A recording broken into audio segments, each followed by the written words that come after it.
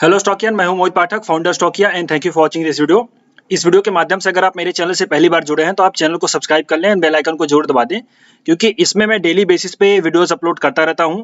अभी फिलहाल कुछ दिनों से अपलोड नहीं कर पा रहा था क्योंकि मैं अपने गांव आया हुआ हूं और यहीं से अभी फिलहाल मैं काम कर रहा हूं। तो आपको यहाँ पे थोड़ा सा बैकग्राउंड नॉइज आ सकती है। बैकग्राउंड नॉइज में आपको हो सकता है चिड़ियों की आवाज़ सुनाई दे, या फिर हो सकता है कि छोटे मोटे जो गांव देश की जो आवाजें होती हैं वो सुनाई देंगी, बट आप उसको बेयर करिए। आप फोकस रखिए मेरी वॉइस पे, क्योंकि ये गांव का माहौल है। तो यहाँ पे ऐसा कोई मेरा स्टूडियो टाइप नहीं है कि जहाँ पे मैं प्रॉपर रिकॉर्ड कर पाऊंगा, बट फिलहाल मैं यहाँ से आपके लिए कंटिन्यू करूंगा। डेली बेसिस पे आपको वीडियोस मिलेंगे प्रॉपर। और अगर आप कुछ भी नहीं करते, कुछ भी नहीं देखना चाहते, तो आप सीधे सीधे वीकली एनालिसिस का मेरा वीडियो देखिए जरूर, क्योंकि वीकली एनालिसिस में मैं पूरे एक वीक का प्लानिंग करता हूँ। उसमें मैं काफी चीजें डिस्कस करता हूँ, ग्लोबल क्यूज डिस्कस करता हूँ, डेटा डिस्कस करता हूँ, चार्ट को डिस्कस करता हूँ और क्या पॉसिबिलिटी हो सकती है वो। और लकीली अभी तक हमारा एक भी एनालिसिस गलत नहीं गया हुआ है। आप चाहे पुराने रिकॉर्ड्स देखेंगे तो आप देखेंगे यहाँ पे पाएंगे एक भी एनालिसिस गलत नहीं गए। सभी अच्छे तरीके से काम करी हैं। वो लक होता है, प्लस एनालिसिस भी होती है कि हम लक पे डिपेंड करने से बेटर है कि हम एनालिसिस को करें और उसके हिसाब से ट्रेड करें। तो ये प्रॉपर मैं वीकली एनालिसिस करता हूं एक वीक के लिए, मतलब आने वाला जो हफ्ता होता है मंडे टू फ्राइडे, मार्केट किस तरीके से रह सकता है, क्या पूरी रेंज होगी, डायरेक्शन क्या हो सकता है, उसकी हम पॉसिबिलिटी निकालते हैं। और ये मैं कुछ अपने मन से नहीं बोलता, जो भी डेटा या फिर चार्ट या फिर ग्लोबल क्यूज बोलते हैं मैं उसके हिसाब से आपको बताता हूँ। इसमें मेरा कोई खुद का, इसमें कोई भी ये नहीं होता कि मैं अपने मन से बता रहा हूँ। ये सब मैं डेटा को डिस्कस करके आपके सामने रख देता हूँ। और आप भी इसको देखने के बाद अपनी खुद की एनालिसिस करिए, खुद का अपना दिमाग लगाइए, देन उसके बाद ही आप ट्रेड करिए, क्योंकि इसके बेस पे ट्रेड करेंगे तो फिर हो सकता है कि आप सही तरीके से उसका यूज ना कर पाओ। सो बेटर ये है कि आप इसको देखो, समझो, अपने नॉलेज को बढ़ाओ, इसके बाद आप एनालिसिस करो, देन उसके बाद आप ट्रेड करो। ओके। और जब आप मेरे चैनल से पहली बार जुड़े ही हो तो चैनल को सब्सक्राइब भी करिए, शेयर भी करिए, और इसके साथ साथ मेरे ट्विटर आईडी को जरूर फॉलो करिए। इसका लिंक मैं कमेंट बॉक्स में दे दूंगा, और टेलीग्राम चैनल दोनों को ज्वाइन एंड फॉलो जरूर करिए। इससे बेनिफिट क्या होगा कि मैं लाइव मार्केट में चार्ट शेयर करता रहता हूँ। ओके, मैं लाइव मार्केट में चार्ट शेयर करता रहता हूं, ताकि जिसका आप बेनिफिट उठा करके, जैसे कि जिंदल ड्रिलिंग देखिए, यहाँ पे 2 मार्च को मैंने अपलोड किया था, वहां पे 197 पे था, अभी यहाँ पे 345। तो इससे बेनिफिट क्या होगा कि आप ऐसे लाइव चार्ट्स का बेनिफिट उठा सकते हैं, और इसमें आप नॉलेज भी बढ़ा सकते हैं इसको, क्योंकि मैं प्रॉपर एनालिसिस भी शेयर करता हूँ कि किस वजह से मैं यहाँ पे कॉल दे रहा हूँ। ओके, सो नॉलेज भी देता हूं, और नॉलेज के साथ साथ आप इसका इस्तेमाल करोगे तो आपको बेनिफिट भी हो सकता है। तो आप इसको जरूर ज्वाइन करिए, फॉलो करिए, और रिक्वेस्ट है मेरी कि जितने भी ऐसे चार्ट वाले वीडियो होते हैं ना, मतलब ये ट्वीट होते हैं, उसको आप रीट्वीट करिए। रीट्वीट करने से बेनिफिट क्या होगा कि ये और भी लोगों के पास पहुंचेगा। ओके, सो रिक्वेस्ट है कि आप इसको ज्वाइन एंड फॉलो जरूर करिए। टेलीग्राम चैनल को भी ज्वाइन करिए और फॉलो करिए, और लोगों के साथ शेयर करिए। चलिए अब मैं शुरू करता हूं हमारे वीकली एनालिसिस के ऊपर। तो वीकली एनालिसिस में हमारा जो फॉर्मेट होता है, सबसे पहले हम डेटा को डिस्कस करते हैं। डेटा को डिस्कस करने के बाद हम डेटा में 3-4 चीजें डिस्कस करते हैं। पहला है कि हमारा जो नॉर्मल फ्यूचर ऑप्शन का डेटा होता है उसको देखते हैं। फिर ऑप्शन चेन का डेटा देखते हैं, कहाँ पे सपोर्ट बना है, कहाँ पे रेजिस्टेंस बना है। फिर उसके बाद हम देखते हैं अपने चार्ट को, चार्ट के साथ डेटा को क्लब करते हैं। क्लब करने के बाद ही हम फाइनल कंक्लूजन पे आते हैं। तो शुरू करते हैं हम ऑप्शन के, मतलब ऑप्शन की डेटा। सबसे पहले ऑप्शन चेन देख लेते हैं, ताकि हमें बेसिक आइडिया पता चल जाए कि कहाँ पे ऑप्शन का मूवमेंट हो रखा है। ओके, इसमें ये जो फॉर्मेट होता है स्टॉक एज, इसका भी मैं डेटा यूज करता हूँ, ऑप्स्टा उसका भी डेटा यूज करता हूँ, और मेरी अपनी पर्सनल फाइल बनती है, उसके हिसाब से भी मैं आपको बताऊंगा। सो दोनों के लिए पेशेंस रखिए। और हाँ, अगर आप पहली बार ये वीडियो देख रहे हो तो मैंने इसको कैसे समझना है, आप मेरे पुराने वीडियो देखेंगे तो आपको समझ में आएगा। प्लस इसको कैसे समझना है उसके लिए मैंने एक प्रॉपर ही एक वीडियो बना रखा है। तो आप यहाँ पे अगर सर्च बॉक्स में क्लिक करेंगे, how to understand global cues, यहाँ पे देखिए GLOBLE ग्लोबल लिखेंगे तो आ जाएगा एक वीडियो। देखें यहाँ पे आ जाएगा how to understand market analysis video, और यहाँ पे ग्लोबल GOBAL, यहाँ पे देखिए क्या होता है ग्लोबल सेंटीमेंट। और ये तो इसको आप जब पढ़ेंगे तो इसमें मैंने प्रॉपर बेसिस पे इसको समझाया हुआ है कि ग्लोबल सेंटीमेंट क्या होता है, यूएस मार्केट का क्या इफेक्ट पड़ता है, डॉलर का क्या इफेक्ट पड़ता है, क्रूड ऑयल का क्या इफेक्ट पड़ता है, और भी जो पैरामीटर्स है उनका क्या इफेक्ट पड़ता है। तो आप इसको देखेंगे बेसिक, तो आपको आइडिया आ जाएगा। चलिए अब शुरू करता हूँ। सबसे पहले यहीं पे, आप चूंकि नए पहली बार जुड़े तो आपको ये बताना जरूरी होता है। ओके, चलिए सो अब मैं आता हूं आपके प्रॉपर फॉर्मेट पे। सबसे पहले हम डेटा डिस्कस करते हैं ऑप्शन चेन का। ऑप्शन चेन का यहाँ पे मैं क्यूमुलेटिव ओपन इंटरेस्ट देखता हूं, और क्यूमुलेटिव ओपन इंटरेस्ट देखना जरूरी होता है। अब आप यहाँ पे देखिए कि क्यूमुलेटिव ओपन इंटरेस्ट जो होता है, हमें 3 महीनों का इसमें टोटल वो सम अप हो जाता है ओपन इंटरेस्ट का डेटा। अब यहाँ पे पॉइंट ये है कि यहाँ पे आप अगर देखेंगे तो हैवी ओआई बिल्टअप दिखे हैं कॉल साइड। क्या दिख रहे हैं? कॉल साइड देखिए 17,100 पे ही है, 17,200 पे है, 17,300 पे है, 17,500 पे है।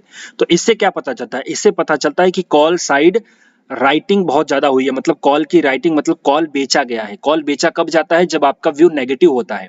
ओके, जब भी आपका व्यू नेगेटिव होता है तो कॉल आप बेचते हो। तो कॉल की साइड अगर ओपन इंटरेस्ट ज्यादा है तो इसका मतलब यह है कि वहां पे रेजिस्टेंस फेस कर सकता है। ओके, और आप यहाँ पे देखिए तो दोनों साइड आपका मतलब कॉल में आपका अच्छा खासा 17,500 तक का बना हुआ है। तो यहाँ पे मैं अगर रेंज निकालूं तो पहली बात तो ऊपर की तरफ रेजिस्टेंस हो तो हमें यह पता चला कि मार्केट को ऊपर जाने में तकलीफ होगी, पहला पॉइंट है।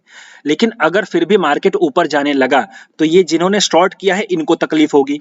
लॉजिक समझ लो भाई, अभी फिलहाल मार्केट में short covering sorry short built up हुआ है, मतलब कॉल का राइटिंग हुआ है, इसका मतलब कि मार्केट को ऊपर जाने में तकलीफ होगी। लेकिन अगर मार्केट किसी न्यूज की वजह से या फिर कैश के बाइंग की वजह से मार्केट अगर ऊपर जाने लगा तो यहाँ पे जो राइट किया हुआ है, मतलब जिन्होंने कॉल ऑप्शन को बेचा है भर भर के, उनको तकलीफ होगी।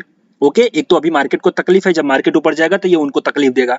तो अब जब उनको तकलीफ देगा तो क्या होगा, ये राइटिंग अपनी स्क्वायर ऑफ करेंगे, जिसको बोलते हैं शॉर्ट कवरिंग। जो इन्होंने शॉर्ट रखा है, शॉर्ट कर रखा है, ये शॉर्ट कवर करेंगे। तो इससे क्या होगा, उनको दिक्कत होगी। तो जब उनको दिक्कत होगी तो वो मार्केट को डबल पुल कर देगा, एक्सेलरेट कर देगा ऊपर की तरफ, तो मार्केट और स्पीड से ऊपर जाएगा। तो फिलहाल हमारे पास क्या है, अगर फिलहाल तो पॉइंट ये है कि भाई मार्केट ऊपर जाने में तकलीफ होगी, लेकिन अगर मार्केट ऊपर जाने लगा तो वो फास्ट ऊपर जाएगा, ये बात ध्यान रखो। तो 17,500 तक खींच के लेके चला जाएगा, ये पॉइंट याद रखो कॉल के साइड। पुट की साइड हमें क्या दिखाई दे रहा है, ये पूरे वीक की मैं बात कर रहा हूँ, हो सकता है 1-2 दिन में ही हो जाएगा, हो सकता है 3-4 दिन लगेंगे, वो पूरा एक हमारा प्लानिंग होता है, हम उसको करते हैं यूज। ओके, प्लस आप इसका इस्तेमाल करिए। अब यहाँ पे अगर हम देखें पुट्स साइड, तो पुट की साइड देखिए आप, ओटीएम में भी यहाँ पे मतलब सेलिंग हो रखी है, मतलब 17,200 क्या है, आईटीएम 17,200 का आईटीएम यहाँ पे भी सेल कर रखा है, 17,300 भी सेल कर रखा है, बट ओवरऑल आईटीएम में सेलिंग कम है, ओटीएम में सेलिंग है। तो नीचे की तरफ क्या है, हमें सपोर्ट दिखाई दे रहा है, क्योंकि आप देखेंगे 17,000 का सबसे ज्यादा ओपन इंटरेस्ट है, तो ये एक सपोर्ट है। ऊपर की तरफ फिर और नीचे जाएंगे तो 16,900, 16,800, 16,700। ओके, तो यहाँ पे क्या है कि ऊपर की तरफ यानी ओटीएम पुट्स सेल करके बैठे हुए, तो मतलब नीचे जाने की तरफ रोक है, ऊपर जाने की तरफ रोक है। अब इनमें से जिस साइड जाएगा वो स्पीड से जाएगा, ये बात ध्यान रखो। तो अभी फिलहाल अगर हम सपोर्ट और रेजिस्टेंस का ड्रॉ करना चाहें अपने पूरे आने वाले एक वीक के लिए, which is starting at 17 to 21, तो 17 से 21 अक्टूबर के लिए अगर हम देखें तो हमारा सपोर्ट रहेगा 17,000 का, क्योंकि 17,000 पे सबसे ज्यादा ओपन इंटरेस्ट है पुट साइड।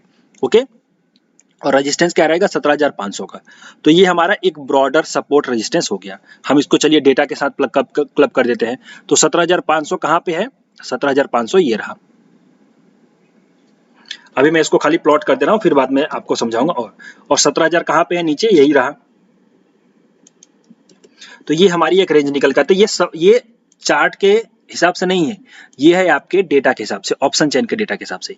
ओके, अब इसका हमें यूज कैसे करना है, इसका यूज हमें करना है कि अगर मार्केट नीचे जाने लगेगा और पुट का वाई बढ़ने लगे तो समझो कि वो नीचे नहीं जाएगा, और अगर मार्केट नीचे जाने लगे और पुट का वाई घटने लगे तो ये समझो कि अब वो और नीचे जाएगा। इसका इस्तेमाल करो। अभी तक तो ये देख रहे हो, फिर इसके बाद इसमें हमें चेंज देखना है, तो चेंज जो होगा उसके हिसाब से हमारा एक्शन होगा। और अगर ऊपर जाने लगे और कॉल, अगर मार्केट ऊपर जाने लगे और कॉल का वाई बढ़ने लगे तो वहां पे आप ध्यान दो, कॉल का वाई बढ़ने लगे ऊपर जाने पे तो आप ये समझो कि वहां पे रेजिस्टेंस ले लेगा। लेकिन अगर ऊपर जाने पे कॉल का वाई घटने लगे तो आप ये समझोगे कि अब वहां पे और ऊपर जा सकता है वो, क्योंकि शॉर्ट कवरिंग चालू हो चुकी है। क्लियर, तो हमें ये ऑप्शन चेन के हिसाब से पता चल गया। अब हम चलते हैं ऑप्शन ऑप्शन देख लेते हैं। ऑप्शन ऑप्शन में भी यही है, लेटेस्ट वाला थोड़ा देखते हैं अगले मतलब मंडे के लिए। तो मंडे के लिए अगर हम देखें तो मंडे के लिए हमारे पास लेटेस्ट रेजिस्टेंस है 17,300 का और लेटेस्ट सपोर्ट है 17,000 का। ओके, ये बात आप ध्यान दीजिए। अगर मार्केट नीचे जाने लगे और 17,000 का वाई घटने लगे, पुट का 17,000 का पुट का वाई घटने लगे तो ये समझो कि मार्केट और नीचे जाएगा। लेकिन अगर मार्केट नीचे जाने के टाइम पे 17,000 का पुट बढ़ने लगे तो ये समझो कि वो सपोर्ट ले लेगा वहां पे।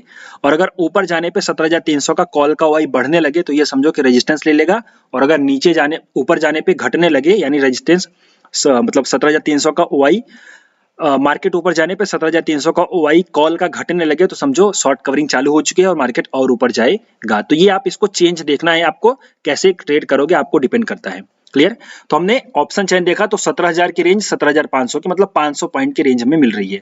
अच्छा, अगले वीक में कोई खास ग्लोबल न्यूज नहीं है, खाली चाइना का जीडीपी नंबर आने वाला है, उससे कोई खास फर्क नहीं पड़ेगा। उनका नुकसान होगा तो हमारे लिए फायदा ही है। ओके, ये बात ध्यान दो। अभी मैं ग्लोबल सेंटीमेंट पे आता हूं, बट ऑप्शन चेन पर हमें क्या पता चला, यहाँ पे बेसिकली हमें 17,000 से 17,500 की रेंज पता चली है ये मार्केट की। अब रेंज छोड़िए, हम डायरेक्शन पता करते हैं। तो डायरेक्शन क्या है देखिए, ये मेरी अपनी फाइल है। इसमें आप अगर देखेंगे तो जो एफआईआईज हैं, ये एफआईआईज का डेटा है। यहाँ पे एफआईआईज ने अपनी पोजीशन शॉर्ट की बढ़ाई थी। यहाँ पे देखिए शुरू में यहाँ पे बढ़ाया था शॉर्ट की पोजीशन, वो करीब जो भी डेट रही होगी आप देखिए, फिर इसके बाद घटाया थोड़ा सा, फिर शॉर्ट बढ़ाया। तो आपने देखा भी मार्केट में जब शॉर्ट बढ़ाया था उन्होंने, तो ये मार्केट ये इस तरीके से परफॉर्म किया था। अब उसके बाद देखिए यहाँ पे क्या हो रहा है कि शॉर्ट फिर बढ़ा, लेकिन शॉर्ट कल घट गया। मतलब यहाँ पे देखिए जो उनका नेट शॉर्ट था वो घट गया, तो दैट मीन्स यहाँ पे शॉर्ट कवरिंग हो गई। तो शॉर्ट कवरिंग हो गई है यहाँ पे, आप ध्यान रखिए। तो ये एक तरीके से हमें क्या बताता है, सेंटीमेंट थोड़ा हमारा पॉजिटिव बताता है। क्लियर? तो ये जो हमारा एफआईएस का डेटा है, ये सेंटीमेंट पॉजिटिव। हालांकि एक दो दिन ऐसे ही अगर ये 91 से और घटने लगा तो समझो कि मार्केट अब बुलिश हो रहा है, लेकिन अगर ये वापस बढ़ गया यानी शॉर्ट और ज्यादा बढ़ गए तो समझो कि मार्केट अगेन नेगेटिव हो जाएगा। ये डिपेंड करता है, मैं अभी डेली बेसिस पे जो प्री मार्केट एनालिसिस और आफ्टर मार्केट एनालिसिस वीडियो बनता है वो भी बनाऊंगा, तो डेली बेसिस पे आपको पता चलेगा कि किस तरीके से कल काम करना है। ये मेरा वीकली का वीडियो है। तो जो सेंटीमेंट अभी के हिसाब से हमें दिखाई दे रहा है वो दिखाई दे रहा है थोड़ा सा यहाँ पे पॉजिटिव, ये इसके हिसाब से। बट ये चेंज भी हो सकता है, तो उसके हिसाब से हम और डिस्कस करेंगे। बट ओवरऑल अगर मैं देखूं तो ओवरऑल जो चार्ट मुझे दिखाई दे रहा है वो न्यूट्रल दिखाई दे रहा है। चार्ट की बात अगर हम करें तो चार्ट मुझे न्यूट्रल दिखाई दे रहा है, चार्ट का कोई खास इंपैक्ट यहाँ पे दिखाई नहीं दे रहा है। अब अगर मैं अपना ये सपोर्ट रेजिस्टेंस जो ऑप्शन चैन वाला है उसको हटा दूं, तो मैं इसको क्या करता हूँ, वीकली में पहले चल के एक बार देख लेते हैं। तो वीकली में हमें कुछ दिखाई देता है कि नहीं दिखाई देता, हम वीकली पे चलते हैं। ओके, अब अगर मैं वीकली में चलूं तो वीकली में मुझे दिखाई देता है कि ये जो मेरा रेजिस्टेंस है यही वाला रेजिस्टेंस बन जाएगा ऊपर की तरफ 17,400, और ये जो सपोर्ट है ये मेरा सपोर्ट बन जाएगा 17,750 का। ओके, तो मैंने कुछ नहीं किया, मैंने वीकली पे ये दो कैंडल्स को ले रखा है। क्लियर? उसमें से ज्यादा वैल्यू इसकी है क्योंकि यहाँ पे देखिए इसमें वॉल्यूम ज्यादा है। इस कैंडल का जो सपोर्ट है वो स्ट्रांग है बिकॉज यहाँ पे वॉल्यूम ज्यादा है, ये बात याद रखिए। ओके, अब ये हमारा क्या हो गया, लेटेस्ट का सब ऊपर की तरफ रेजिस्टेंस हो गया 17,440 का, और नीचे की तरफ सपोर्ट हो गया 17,640 16,740 सपोर्ट हो गया, 17,446 या 50 ले लो वो रेजिस्टेंस हो गया। ये वीकली चार्ट के हिसाब से। अब मैं डेली पे आ जाता हूं, तो डेली पे हम देखते हैं, फिर मैं अभी आपको पॉइंट बताता हूं। अब ये जो रेंज है ना, यही रेंज आपकी मार्केट में रहने वाली है, समझ लो। अब इस रेंज की या तो नीचे जाएगा तो ही मार्केट बेरिश होगा, इस रेंज के ऊपर जाएगा तो ही मार्केट बुलिश होगा। ये बात ध्यान दो, डेली क्लोजिंग होना इंपॉर्टेंट है। अगर डेली ऊपर क्लोज होगा तो ये समझो मार्केट आपका ऊपर की तरफ बुलिश हो जाएगा, और अगर नीचे क्लोज हुआ तो आपका मार्केट बेरिश हो जाएगा। फाइनल बेरिश हम यहां से होंगे, जब तक ये नहीं टूटेगा तब तक हम अगेन बेरिश नहीं होंगे। लेकिन अगर हम चाहें तो शॉर्ट की पोजीशन अपनी बनाना, तो शॉर्ट की पोजीशन बनाना हम यहां से स्टार्ट कर सकते हैं। जब इसके नीचे जो कि आपका है 16,960 यानी 16,960, इसके नीचे क्लोज कर देगा डेली वाला, तो आप यहाँ पे शॉर्ट की पोजीशन बनाना चालू कर दे सकते हैं। यहां तक आपका टारगेट हो जाएगा, लेकिन और अगर ये भी टूट गया तो ही हम फ्रेश यहाँ पे सेलिंग करेंगे, मतलब बेरिश हो जाएंगे तो मार्केट के लिए हमारा बेरिश हो जाएगा। अदरवाइज अभी तक यहाँ पे कोई दिखाई नहीं दे रहा है। तो व्यू चार्ट के हिसाब से क्या दिखाई दे रहा है, चार्ट में के हिसाब से आपका व्यू जो है न्यूट्रल है। तो जो फाइनल रेंज निकल के आ रही है वो आपकी सबसे हाईएस्ट रेंज है 17,440, नीचे की तरफ 16,950 एक छोटा सा सपोर्ट, और उसके बाद अगला सपोर्ट 16,740। ये आप याद रखिए यहाँ पे। ओके, इसको मैंने यहाँ पे ब्लैक कलर का, इसको आप मार्क कर लो, तो ये आपका एक बन जाता है सपोर्ट रेजिस्टेंस। अब मैं पॉइंट करता हूं कि ये मार्केट इतना नीचे क्यों गया, ऊपर क्यों गया, क्या हो रहा है मार्केट में, ये सब डिपेंड करता है ग्लोबल क्यूज की वजह से। देखो मैं निफ्टी की बात करता हूं क्योंकि निफ्टी ही मार्केट को रिप्रेजेंट करता है, मैं बैंक निफ्टी को नहीं देखूंगा। ओके, वीकली एनालिसिस में मैं बैंक निफ्टी को नहीं देखता, निफ्टी को देखता हूं क्योंकि ये मार्केट को रिप्रेजेंट करता है। ओके, बैंक निफ्टी सिर्फ एक इंडेक्स को रिप्रेजेंट करता है, उससे हमें मतलब नहीं है। बट फिलहाल आप चाहो तो उसमें भी रेंज पता कर सकते हो, कोई खास उसमें दिक्कत नहीं है। चलिए अब हम चलते हैं थोड़ा सा ग्लोबल क्यूज पे डिस्कस कर लेते हैं। ग्लोबल क्यूज का मतलब क्या होता है कि भाई जो यूएस मार्केट है उसका इंपैक्ट क्या होता है, डॉलर का इंपैक्ट क्या होता है, डॉलर रुपी का इंपैक्ट क्या होता है, क्रूड ऑयल का क्या होता है, ये सब चीजें आपको मैंने यहाँ पे बताई है। देखिए मेरे अगर पुराने वीडियोस आप देखते हो तो आपको पता होगा सीधे सीधे कि भाई जो यूएस का 10 ईयर का बॉन्ड यील्ड है, हम जहां से डिस्कस करते हैं, फिर इसके बाद यहाँ पे हमें लगा कि ये रेजिस्टेंस फेस करके नीचे आ जाएगा, डबल टॉप बनाएगा, नीचे आ जाएगा, तो हमारे लिए अच्छा है। बट ये क्या हुआ कि ये ऊपर जाने लगा। अब ये जब ऊपर जा रहा है तो ये यूएस का 10 ईयर का बॉन्ड यील्ड है, अगर ये ऊपर जाएगा तो हमारे मार्केट नीचे जाएंगे। ये बात ध्यान दो, क्यों? क्योंकि जब FIS को 4% यहीं पे रिटर्न मिल जाता है, प्लस वो करेंसी आपका डेप्रिसिएट हो रहा है, मतलब रुपी डेप्रिसिएट हो रहा है, वहां पे डॉलर स्ट्रांग हो रहा है।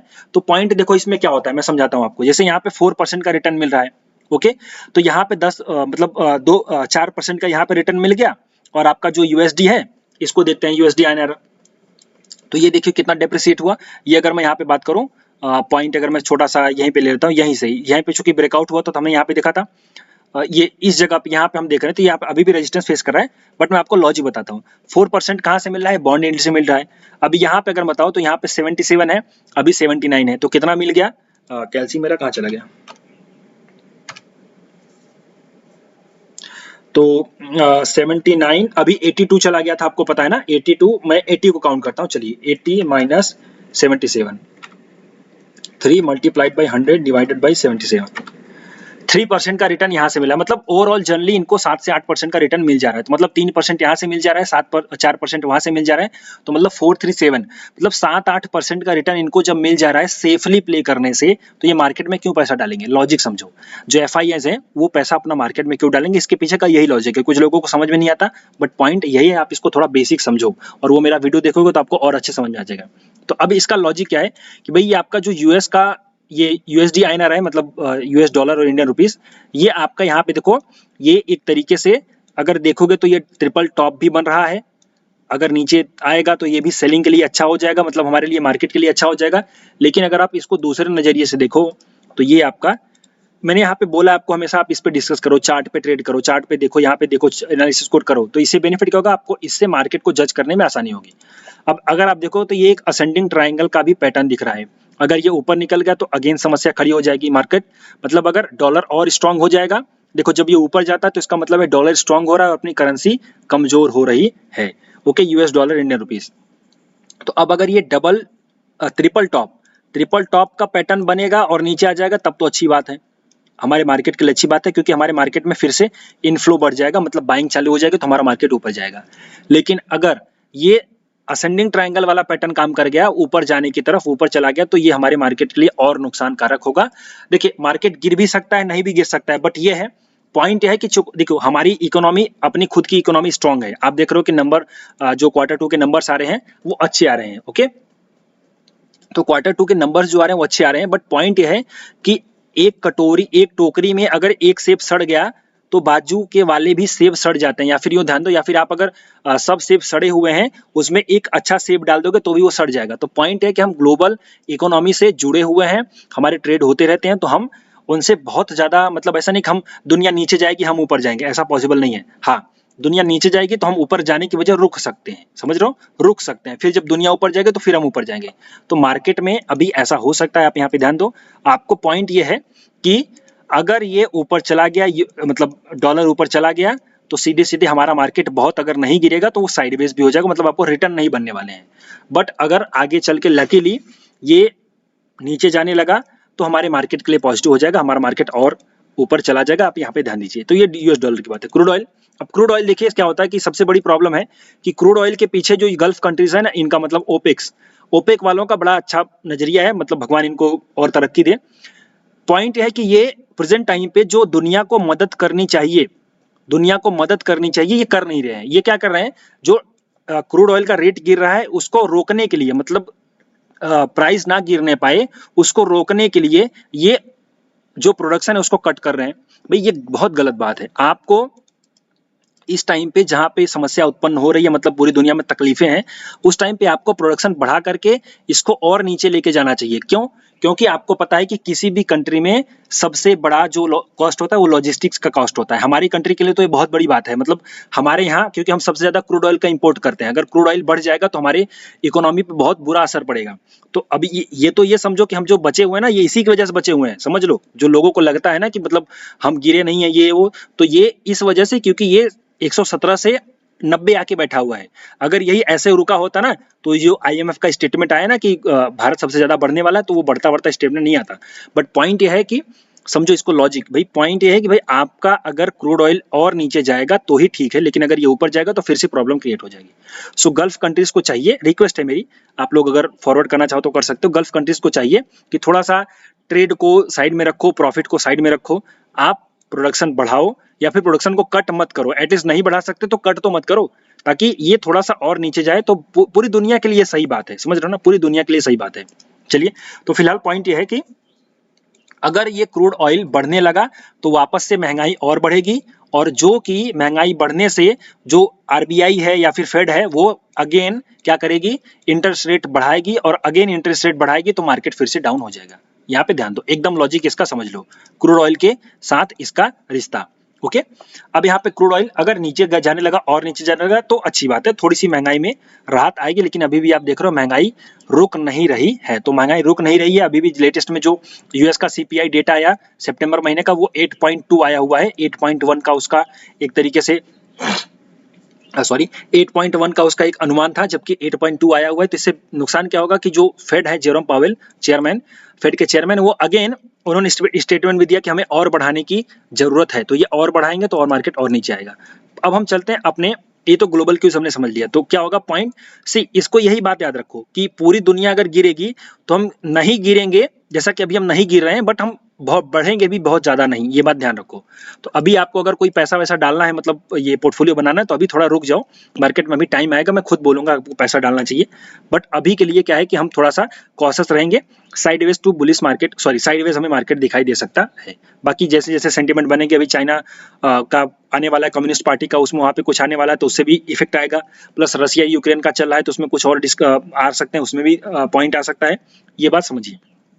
अब हम चलते हैं अपने इंडियन मार्केट को थोड़ा और एक बार डिस्कस कर लेते हैं कि भाई यहाँ पे हमें करना क्या चाहिए। सब तो ठीक है, देखो अगर आप स्टार्ट करना चाहते हो तो आप अभी एसआईपी मोड में स्टार्ट करिए, मतलब कि जो अच्छे शेयर हैं उनको थोड़ा थोड़ा बाई करिए। मैं आपको शुरू में, मतलब मैं आपको यहाँ से बोल रहा हूँ, मतलब जब मार्केट यहाँ पे था, आई थिंक काफी नीचे था, ये काफी ऊपर था, यहाँ पे जब मार्केट था, यहाँ पे कहीं पे मैंने एक वीडियो बनाया था, लाइव वीडियो मैंने कैमरे बनाया हुआ था, वहां पे मैंने बोला था कि आप अभी पैसा मत डालो, जिसकी जरूरत आपको है उसका वो पैसा मत डालो, क्लियर। तो वो पैसा आप मत डालो, क्यों? क्योंकि आगे आने वाले बहुत टाइम है, आपको पैसा मतलब मार्केट में पैसा डालने का मौका मिलेगा। तो फिलहाल अभी आप क्या करो, जो जरूरत वाले पैसे हैं, मतलब जिनकी इमरजेंसी फंड है, मतलब जिनके पास पैसा 2-3 महीनों के लिए जरूरत पड़ेगा, फिर आने वाले 1-2 सालों के लिए जरूरत पड़ जाएगी, तो वो पैसा मत डालो। बट जो फ्री फंड है उसको आप यहाँ पे थोड़ा बहुत डाल सकते हो, बट कैसा 25%, ज्यादा नहीं, 25%। तो थोड़ा बहुत आप अच्छे क्वालिटी स्टॉक्स आप पकड़ के बाई करिए। आईटी में आप थोड़ा बाई कर सकते हैं, अभी यहाँ पे थोड़ी बहुत बाइंग हो रही है। आईटी का अगर आप चाहें तो मैं रिकमेंडेशन नहीं दे रहा हूँ, ये सिर्फ एजुकेशनल के लिए होगा। आप चाहें तो केपीआईटी बाई कर सकते हैं, थोड़ा सा आप इन्फोसिस को भी बाई कर सकते हैं, ओके। और ये चीज अच्छी है। और फिर और भी 1-2 आप देखेंगे, आई थिंक मैंने अपोलो का ट्वीट किया था, तो वो अपोलो माइक्रोसिस्टम वो 10 से 12% भाग भी गया, ओके। आप कोफोर्ज में जा सकते हैं, मिड कैप आईटी में जाइए, मिड कैप आईटी में टाटा एलेक्सी तो बेस्ट है, आपको पता है, तो आप थोड़ा सा वहां पे डाल सकते हैं। अगर आपको और ज्यादा सेफ्टी प्ले करना है तो आईसीआईसीआई का टेक्नोलॉजी का ETF है, वो आप बाई कर सकते हैं, आईसीआईसीआई टेक उसका सिंबल है, उसके ऊपर मैंने ट्वीट भी किया है, आप उसको भी बाई कर सकते हैं। तो आपका बेनिफिट क्या होगा, ओवरऑल आईटी में आपका इन्वेस्टमेंट हो जाएगा। सो फिलहाल मार्केट हमारा अगले वीक के लिए 500 पॉइंट की रेंज दिखाई दे रही है, साइडवेज टू बुलिश, साइडवेज हमारा मार्केट रह सकता है, तो हमें शांति से उसी हिसाब से ट्रेड करना है। सो अगर ये अच्छा लगा हो तो लाइक करिए, शेयर करिए, दोस्तों के साथ बोलिए, सब्सक्राइब करें, और टेलीग्राम चैनल, ट्विटर आईडी को ज्वाइन करना मत भूलिएगा। अभी के लिए इतना ही, thank you and wishing you all the best.